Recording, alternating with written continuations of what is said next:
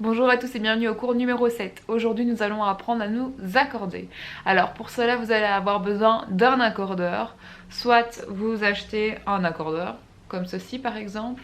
Il y a aussi des boîtiers, peu importe. Ou alors vous prenez une application de téléphone. Mais si vous prenez une application de téléphone, elles ne sont pas non plus toutes super fiables. Donc testez-en plusieurs et voyez celles qui ne font pas ça tout le temps. Regardez un petit peu à ça. Et sinon, prenez un accordeur, ça coûte pas très cher et vous serez plus sûr de ce que ça va donner. Alors, tout d'abord, vous allez allumer votre accordeur.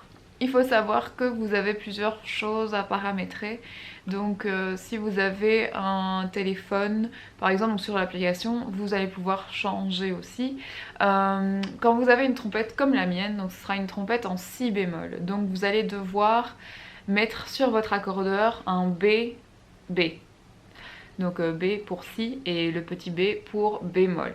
C'est le langage international pour les notes. Donc vous allez voir que de base ça sera sûrement mis sur C pour ut. Donc si vous avez une trompette en ut, du coup ne changez rien. Si vous avez une trompette en si B comme moi, donc la majorité des trompettes en général sont en si B. Donc si vous avez une trompette en si B, changez juste le petit icône pour que ça fasse BB. Donc on teste la note. Donc en général on s'accorde sur un Do médium. Ok, donc moi via mon accordeur je vois que je suis pile dessus. Maintenant ça fonctionne comment? Vous allez voir en fait sur votre petit accordeur. Je vais essayer de vous montrer comme ça. Hop. Voilà, je sais pas si ça va faire la mise au point. En gros ici vous avez une barre au milieu. Et puis ça peut aller de droite à gauche et en fonction d'où se met l'aiguille, vous allez devoir soit monter, soit descendre votre note. Donc moi quand je fais mon Do, vous allez voir qu'il est vert parce qu'il est bon. On va essayer.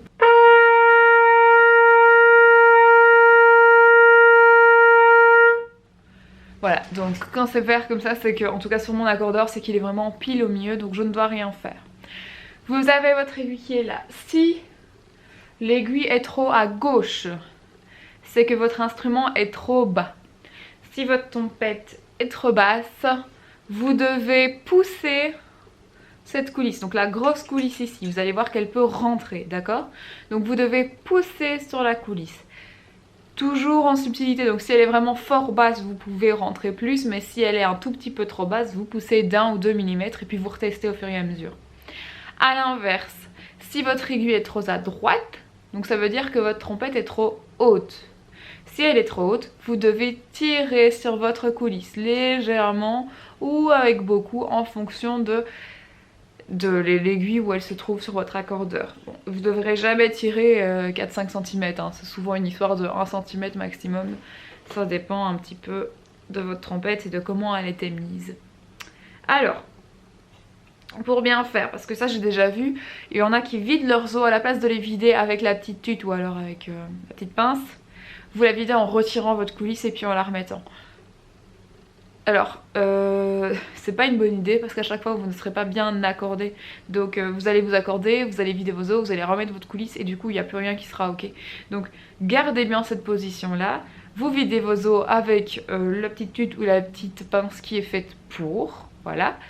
Et puis après vous vous raccordez quand vous jouez. Surtout, en fait c'est surtout important quand vous allez jouer à plusieurs. Donc si vous jouez avec piano ou alors si vous jouez en duo ou quoi, sinon ça va être très très faux. Et puis même quand vous jouez tout seul, c'est bien aussi de s'habituer à jouer les bonnes notes pour son oreille. Parce que si vous vous habituez à jouer faux, eh bien vous aurez du mal à jouer juste plus tard. Parce que vous aurez l'habitude de jouer cette note là.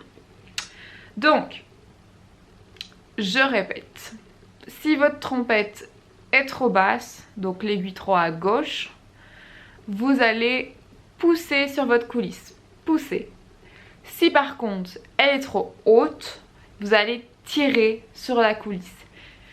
Pour retenir, c'est assez simple. Quand vous voyez un instrument petit, en général, il est aigu. Par exemple, les flûtes traversières sont plus petites et sont plus aiguës. Si vous prenez la flûte piccolo, qui est une petite flûte traversière, elle est encore plus petite et elle est encore plus aiguë.